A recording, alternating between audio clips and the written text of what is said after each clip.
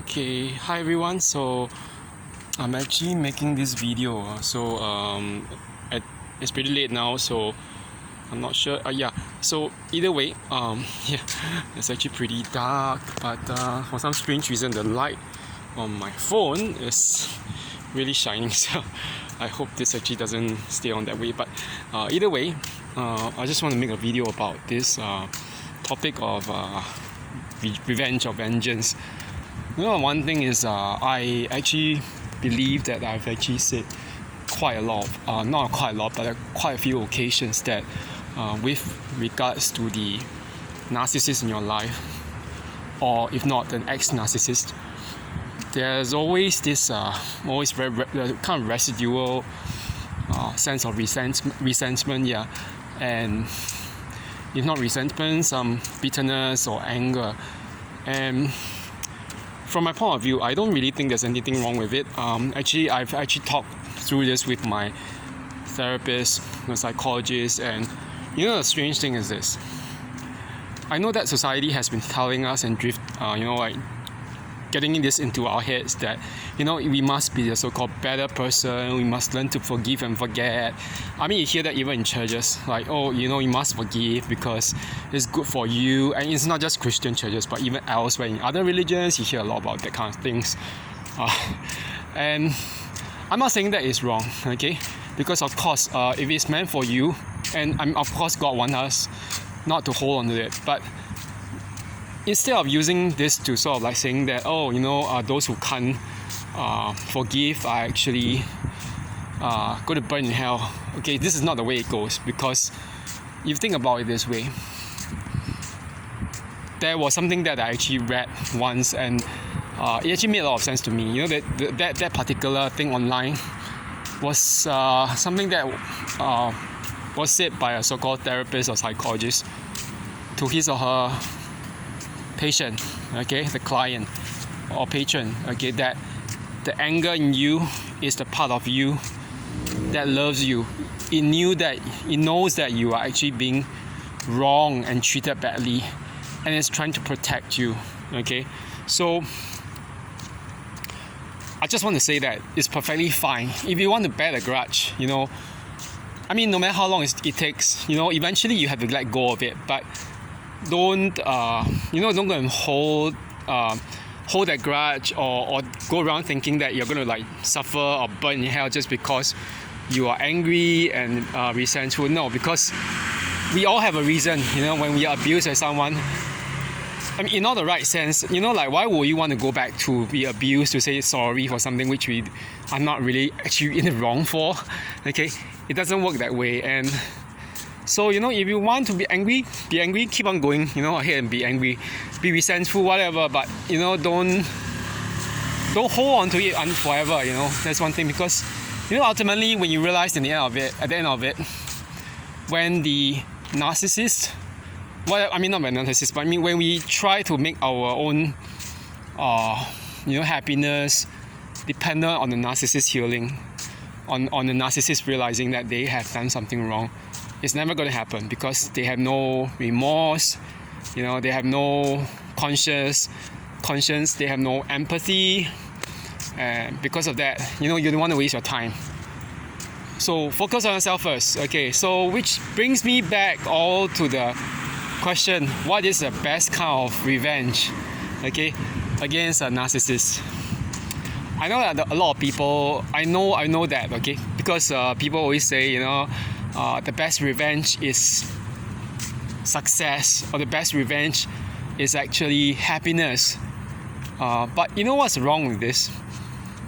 I'm not saying that these are totally wrong, because it's a good thing to be happy, it's a good thing to be successful, especially right after you try to after you've ended that narcissistic relationship or situationship. You want to actually break free of the bondage, and you want to be better as a person. So as a reflection of your desire to heal and recover, this desire to want to recover will also be reflected in your own personal life, your emotion, not just your personal life, but even your your physical and material world, in terms of your job, your finances, your things you do, your social circles, whether emotionally you feel satisfied after it has ended, things like that. And of course, it's good to want success and happiness right after the relationship has ended with a narcissist. But these are not the best ways of revenge, okay? Because ultimately, what's wrong with this? With assuming that these are the best ways of revenge. These are actually assuming that the person, the narcissist, or even their flying monkeys will ultimately know that you are happy, that you are successful. Again, it's the idea that by doing so, you'll be heaping coals upon their head. You'll be pricking them in their conscience. But we know all, in all honesty, because they don't change. So what if you're better? So what if you're happier? So what if you're like more successful than before? It's none of their freaking business, okay? It's only for you, okay? People will say you're selfish, but it's not. You're just being, in all honesty, you're just being honest to yourself, okay? So what is the best form of revenge? Okay, again, first thing is not happiness or success. Second, I would say that some people do that, okay? I have done that myself. I have pictures of rather unflattering pictures of the ex-narcissist, which that the ex-narcissist was threatening, saying, if anyone ever uses those photos without permission, I'll sue them, blah blah blah. But for crying out loud, who in the right mind actually would put photos of their own unflattering photos of their already pretty unpleasant and unflattering lives on the internet and expect people not to actually use them? It's a really, really ridiculous thing, okay? So it's like having a glass windows and glass doors and doing terrible things behind it, thinking that nobody will know about it. That's not how it works. And so, in all honesty, that's what I did. I took the pictures, posted everywhere on the internet, and of course they don't even know that I did it. But I don't even think I'm the only one. I think there are a lot of people who are doing that as well. So, but okay, that's the second thing. Please don't do what I did, because I did that when I was really in the stage of recovery. I was trying to release some steam, and now 1 or 2 years ago, 1 or 2 years ago, I remember that I was actually, how many years ago was that from the narcissistic relationship? It was about, I think, 4 or 5 years after that. I sent those photos to some other friends as well to let them laugh over it. Now I can laugh over it. I can just be so ridiculous. But back then, back in 2017, 2016, I don't think I could have done it. I don't think I could have done it. I couldn't have done that back then. So, but one thing is this: the best kind of revenge is not taking vengeance or taking revenge. Okay, it's not like trying to take any action, saying that, vindictive action, saying I'm gonna do this, I'm gonna get him or her to burn in pain or whatever. Please don't do that, because we know that in some cases when we being the empathetic people we can never match up to the narcissist in terms of their lack of conscience, their cruelty, their immense sense of schadenfreude, where they actually thrive on seeing someone in pain. And why should we sink to that level? We shouldn't be sinking to that level. Okay, so so the second point, the best revenge is not actually taking revenge. Okay, so the third thing that I want to say is this. Okay, what then is actually the best revenge? Okay, that's a real question. That's a real answer. The real answer is this: the best revenge is indifference, total indifference. Basically, no revenge. Okay, you do not take any action. You do not bother about the narcissist, what they are doing, what they did, what they will do. Okay, you simply dissociate. Okay, and you start learning how to live your life for yourself. Okay, because if you were to try to actually, put them at the center. We did that before. Okay, we used to actually put them at the center of our lives. We were so devoted to them. We gave everything for them, but they trampled all over our goodwill. They betrayed us. They abandoned us. They abused us. You know what? Now is our time to work on ourselves. Okay, to work on ourselves, we have to actually do what is right for us. Okay, to live the life that we should be living. So that okay, let's just say if you have given up anything just because you were afraid or concerned about what the narcissist will do or say or whatever, how their reaction would be. If you were so afraid back then or so concerned back then, now that you are free of them, either because you discarded them or because they discarded you, start doing that thing. Okay, start doing that thing for yourself. Okay, so leave and do those actions as if they had never been in the picture. Okay, so that's it sounds really normal. I'm saying it like it's not something normal, but back then I wouldn't have done it. For example, that actually when I was in the narcissistic relationship back in 2016, I remember that the ex-narcissist, someone of the narcissist anyway in my life, doesn't matter whether it's a friend, romantic partner, what. So those people they're like a whole bunch of like a pack of wolves or bees, because they hunt in packs. They hunt in packs, yeah. So once you meet them, you meet a whole bunch of them.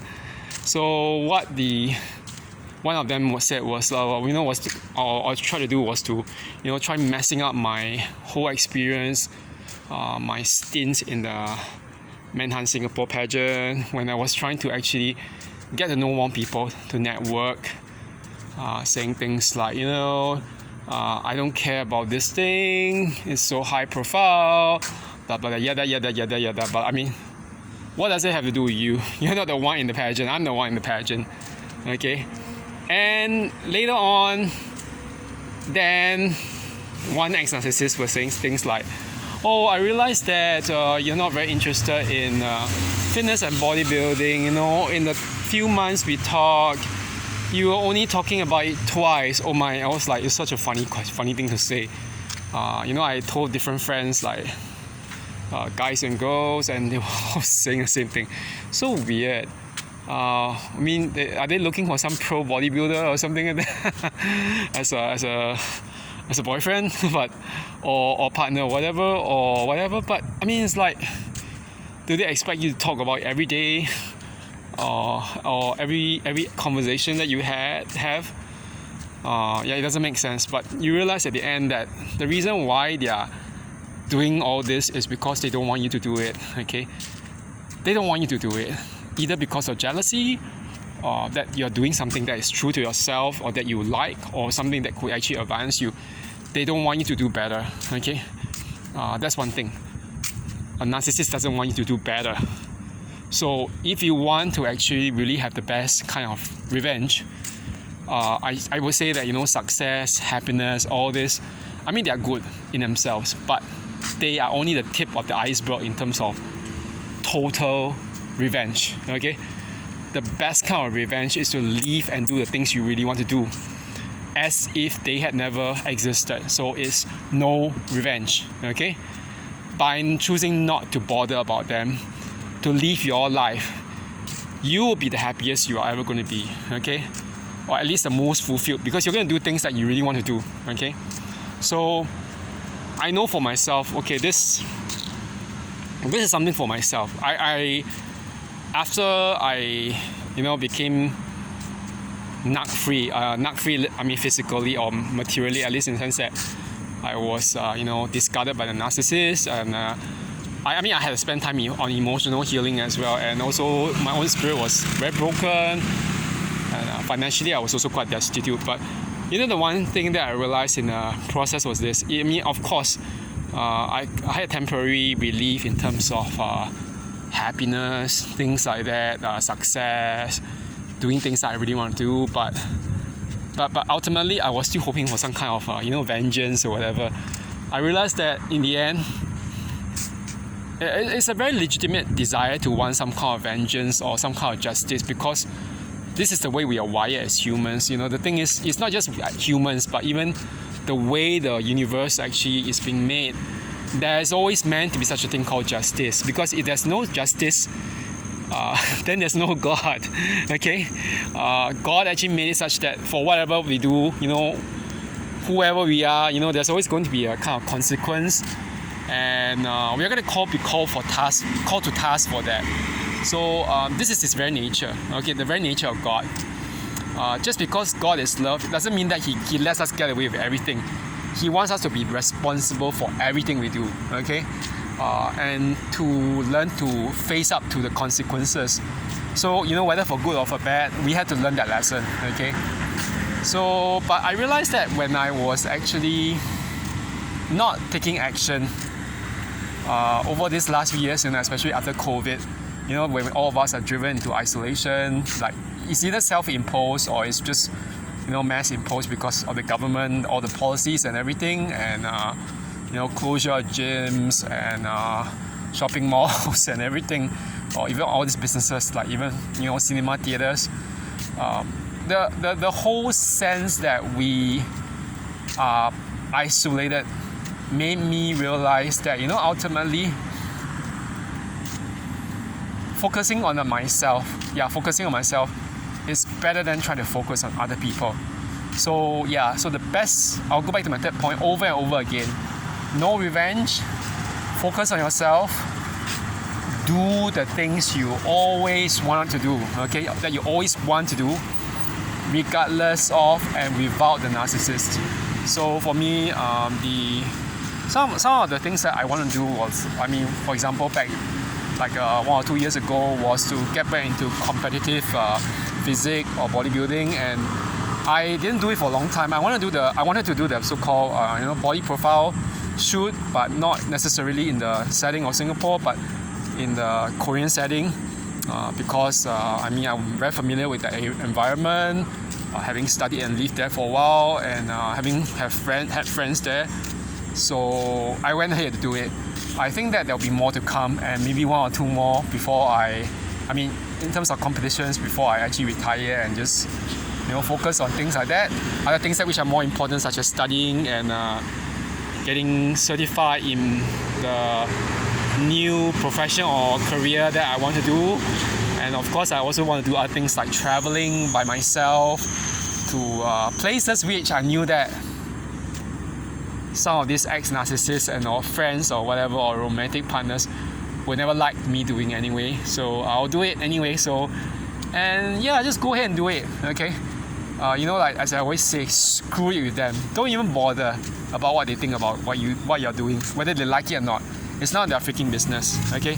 So it's just like that movie Easy A with Emma Stone. Yeah, at the end of the day, it's nobody's freaking business. Yeah, it's nobody's freaking business. At the end of the day, it's just your own business. Okay.